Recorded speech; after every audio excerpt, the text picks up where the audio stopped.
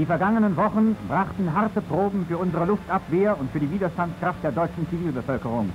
Fast täglich flogen starke Verbände von Feindbombern in das Reich ein, wohl immer noch in der Hoffnung, Deutschlands Willen zum Durchhalten und Zurückschlagen endlich zum Erlahmen bringen zu können. Diese Versuche haben allein im Monat März den Feind 1000 viermotorige Bomber gekostet. Eine Einflugmeldung wird weitergegeben.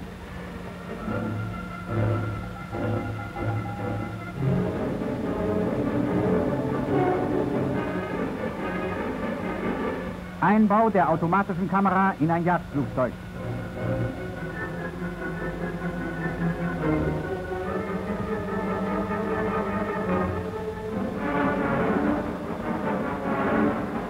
Eine Verletzung hindert ihn nicht, weiter gegen den Feind zu fliegen.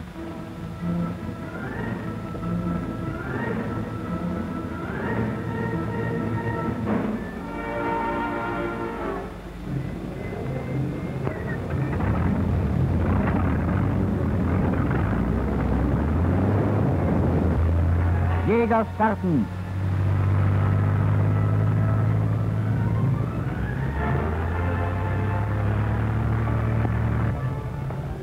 In den Städten zwingt der Alarm die Menschen in die Bunker und Schutzräume.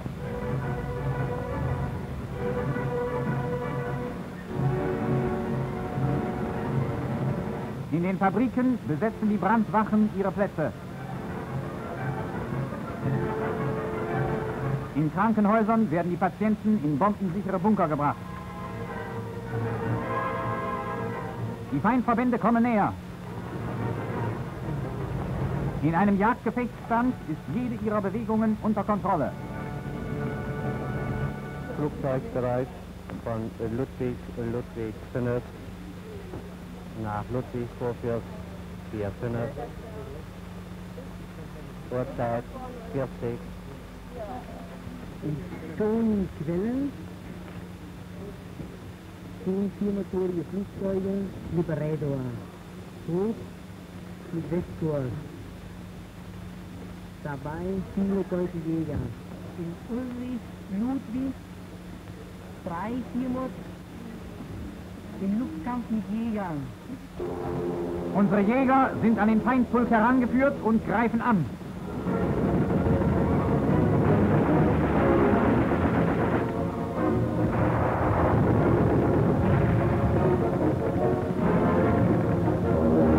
Zerstörer im Anflug. Das halbe Leitwerk fehlt.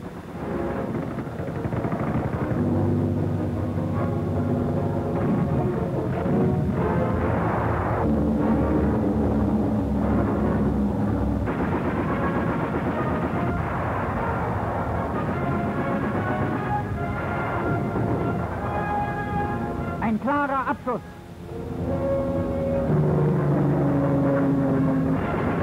Kampf über den Wolken.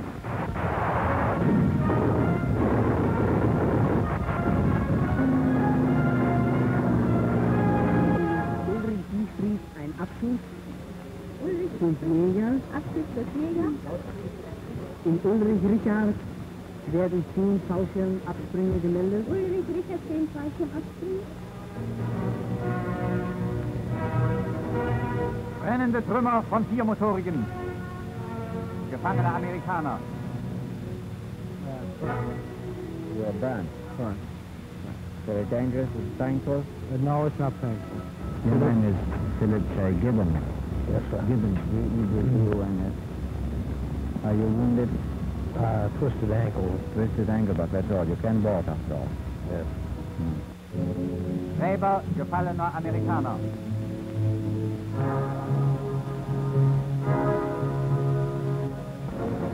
Rückkehr der deutschen Staffeln.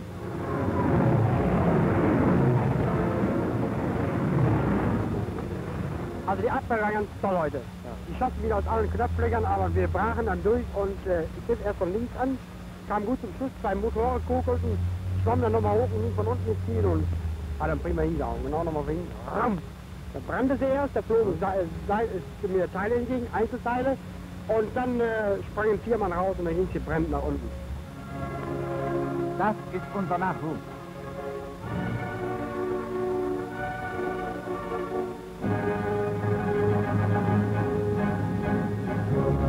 Vater Kommodore, Oberst Ösau, erzählt uns von ihnen. Die ganz Jungen kommen von der Schule, eigentlich immer mit einer Mordsbegeisterung. Sie kommen und wollen möglichst morgen schon eingesetzt werden. Sie können es nie erwarten, bis sie das erste Mal tatsächlich nicht mehr auf die Scheibe schießen, sondern auf das, was ihnen gezeigt worden ist an Bildern und an Feindflugzeugen. Die Begeisterung dieser Jungs ist ganz groß und wir hoffen, dass sie immer so bleibt und dass wir immer mit solchen Kerlen zu tun haben, die fliegerisch auch so vorgebildet sind, dass es vollkommen ausreichend ist, wenn sie zum Kampf kommen.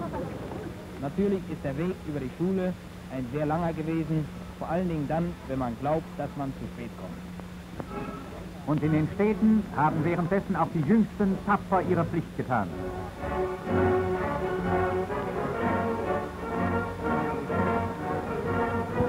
Die Bunker leeren sich, die Städte kehren zu ihrem normalen Leben zurück.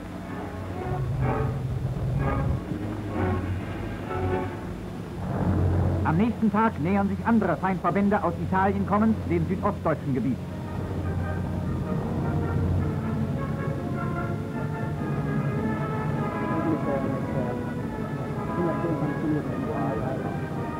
Caesar Nordpol, die Spitze, das Ende Caesar Richard, Kurs Nordwest. Schon in Oberitalien nimmt schwere Flak die Feindverbände unter Feuer.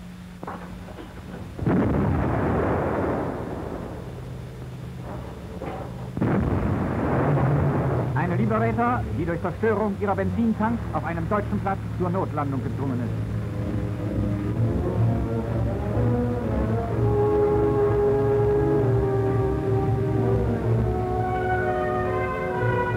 Zehn Mann steigen aus.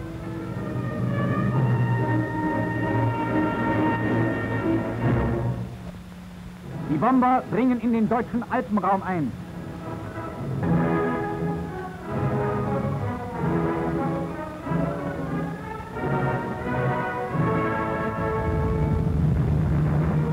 Über diesem unerbittlichsten Schlachtfeld nehmen sie unsere Jäger und Zerstörer in Empfang.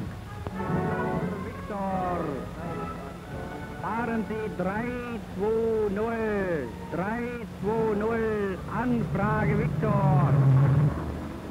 Victor, Victor. Voraus feindlicher Verband, Anfrage Victor.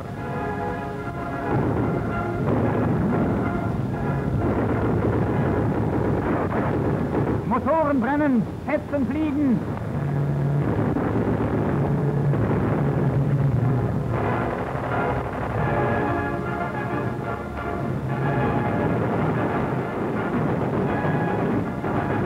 Immer neue Angriffe tragen unsere Jäger und Zerstörer schonungslos an den Feind heran.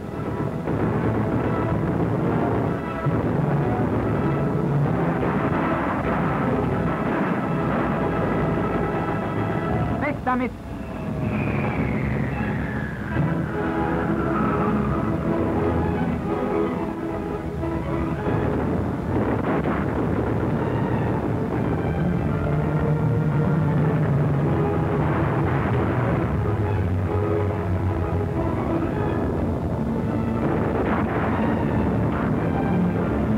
Klappe des Bombers fällt, doch keiner springt, denn unten wartet der weiße Tod.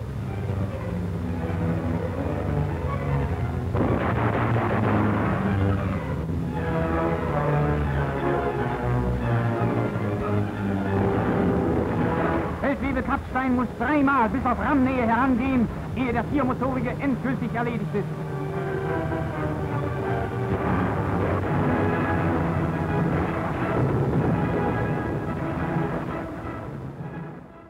Hauptmann Achter vom Sprengkommando Berlin.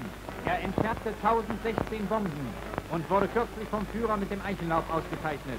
Hauptmann Achter bei der Ausgabe der Einsatzbefehle an seine Männer. Wo Zeitzünder und Blindgänger Leben und Besitz gefährden, wird das Sprengkommando eingesetzt.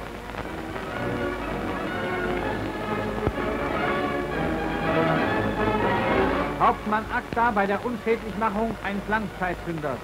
Achter trägt auch das Verwundetenabzeichen. Er wurde bei einer Bombenexplosion schwer verletzt und war ein Jahr lang völlig erblindet.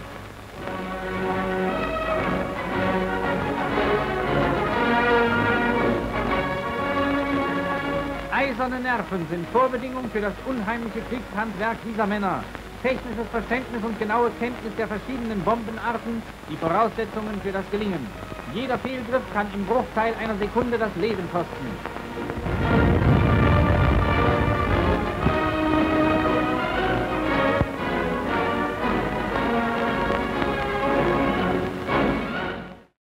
Flakwaffenhelferinnen beim Einsatz in einer Luftsperrbatterie.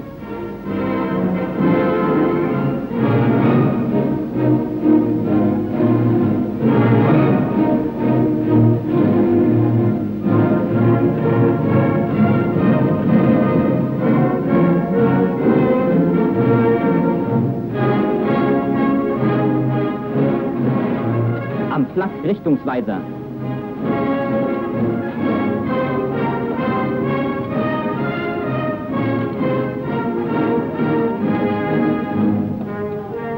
Hier am Horchgerät. Ausbildung durch einen Unteroffizier der Flakartillerie.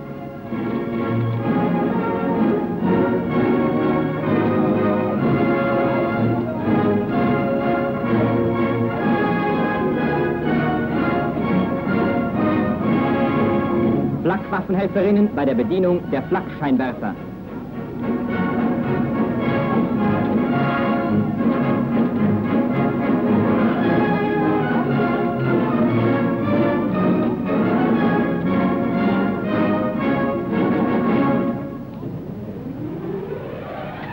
Nach dem Dienst bleibt noch genügend Zeit zur Entspannung und Erholung.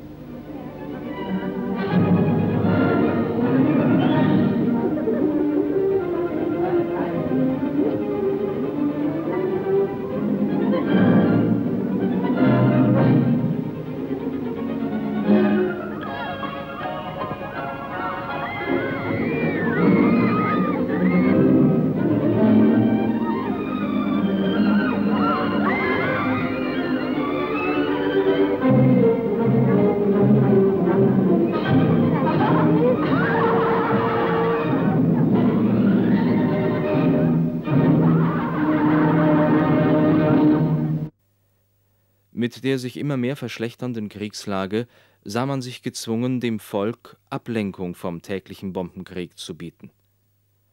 Sollte die Moral der Zivilbevölkerung wenigstens einigermaßen intakt gehalten werden, so war es unerlässlich, vor allem geistigen Ausgleich zu schaffen. Bis kurz vor Kriegsende funktionierten erstaunlicherweise viele Einrichtungen, die der Kunst und Kultur und damit der Anhebung der Moral der Bevölkerung dienlich sein sollten. Ein Querschnitt durch das Programm des Deutschen Zirkus Busch. Meister Ullmann mit seinen 12 Araberhengsten.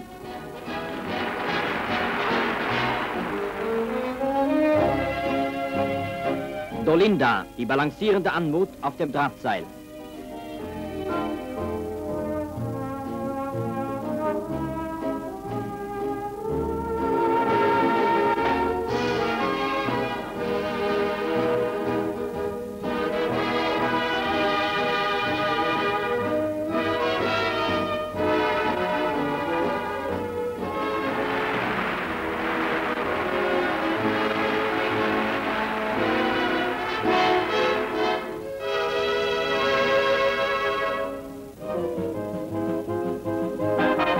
Die Deblars in einem Radfahrakt.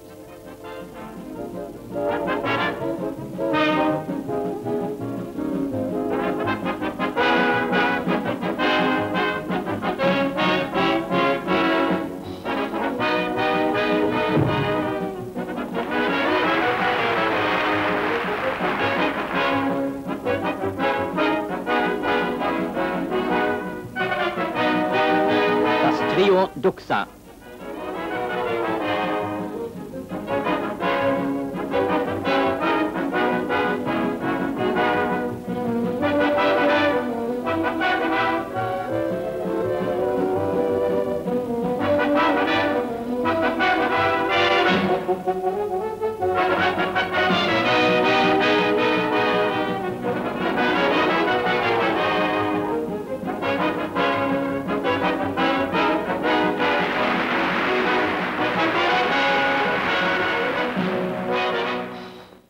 Auch auf den Reit- und Fahrschulen der Wehrmacht sind Frauen als Bereiterinnen eingesprungen.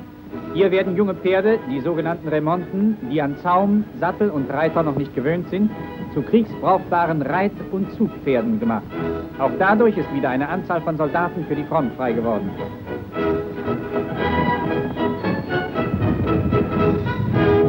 Das Einreiten der Pferde stellt an den Mut, das reiterliche Können und an die körperliche Leistungsfähigkeit der jungen Frauen große Anforderungen. Nach dem Einreiten werden die Remonten an das Gehen im Gespann gewöhnt.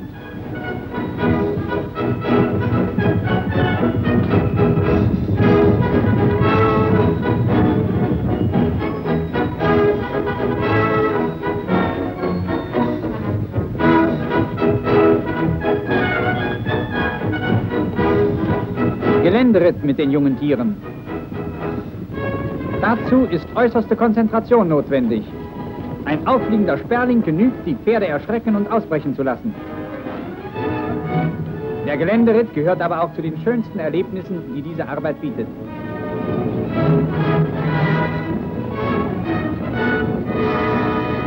Auch bei der Polizei stehen Frauen im Dienst. Hier werden die Kraftfahrerinnen am Fahrzeug ausgebildet.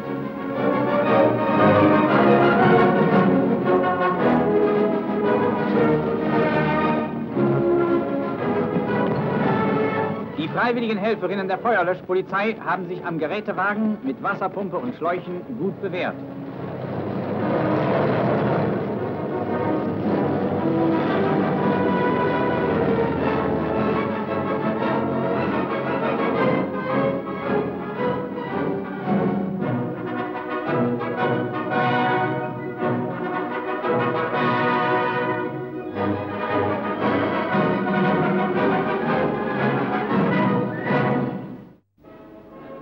Die Erfassung der gesamten Volkskraft zum Kriegseinsatz ist voll im Gange.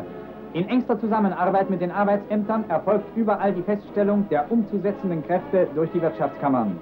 Die Entscheidungen werden in gemeinsamer Aussprache mit dem Betriebsführer durchgesprochen.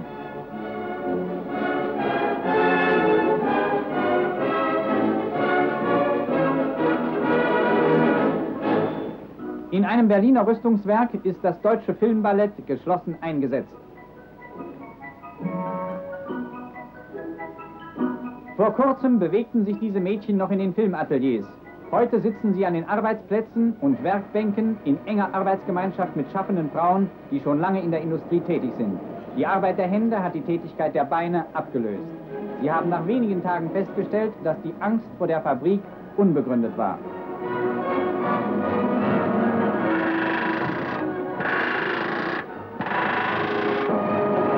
Auch in Arbeiten, die sonst nur von Männern ausgeführt wurden, haben sich Frauen bewährt.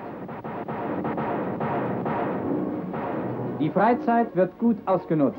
Die vorbildlichen sozialen Einrichtungen haben der im Arbeitseinsatz stehenden Mutter die Sorge um die Kinder abgenommen. In diesem Kindergarten eines Rüstungswerkes ist der Nachwuchs in bester Obhut.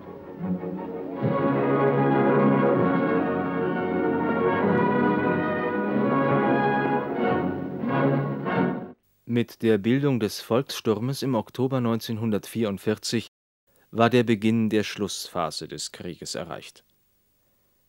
Das letzte Aufgebot des Dritten Reiches sollte einen hoffnungslos an Mensch und Material überlegenen Feind am Überschreiten der Reichsgrenze hindern. Unter Effizienzgesichtspunkten gesehen blieb der deutsche Volkssturm bis zum Kriegsende ein Torso. Er war nicht das erstrebte Volksaufgebot zur wirksamen Bekämpfung der überall heranrückenden Alliierten. Unter organisatorischen Perspektiven kam der deutsche Volkssturm nie über ein Provisorium hinaus. Es fehlte an Waffen, Ausrüstung, Bekleidung und Ausbildung. Der deutsche Volkssturm war weniger ein militärisches als in erster Linie ein politisches Unternehmen. Wie Hitler hatte auch Bormann den Kontakt zur Realität verloren. Er glaubte nicht an die Abneigung weiter Bevölkerungskreise. Er ignorierte die Korruption innerhalb der Partei. Und er wusste nicht, dass die Schwächen des nationalsozialistischen Führerprinzips mit der Zeit Früchte getragen hatten. Die eigentliche Verantwortungslosigkeit setzte ein, wenn die Volkssturmeinheiten ohne ausreichende Bekleidung, ohne brauchbare Waffen, mit mangelhafter Ausbildung und oft ohne Kombattantenausweis an die Front geschickt wurden. Vom Heldentod für den Nationalsozialismus träumte keiner von ihnen. Das Sterben war in dieser Phase des Krieges anonym und zu verbreitet, als dass der Einzelne die Hoffnung haben konnte, gewürdigt zu werden. Es war die Zeit der verscharrten Leichen und der Massengräber. Es gehört zu den deutschen Tragödien, dass wenige Wochen vor Kriegsende Tausende von Jungen und Männern durch den Einsatz im deutschen Volkssturm das Leben verloren. Dazu noch ohne etwas zu bewirken. Deutsche Verbände, die sich vom Feind abgesetzt haben, auf dem Marsch in neue Bereitstellungen. Die Ordnung der Kolonnen ist mustergültig.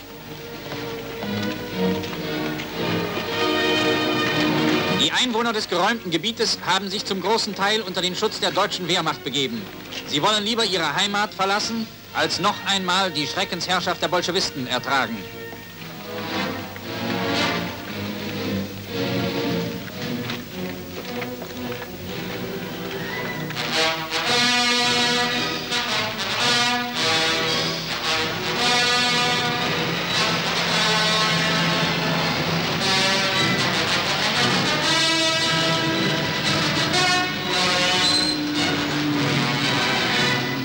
Flak sichert einen Flussübergang gegen feindliche Luftangriffe.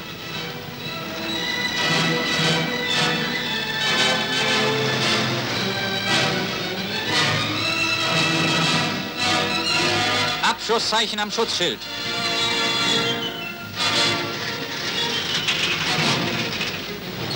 Während noch die letzten Panzer über die Brücke rollen, wird die Sprengung der Pfeiler vorbereitet.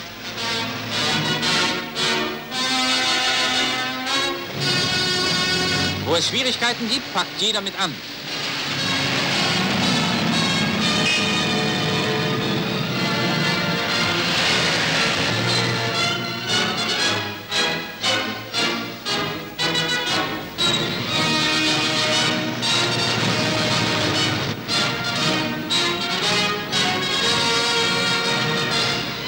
Starke Nachruten sichern den Rückmarsch.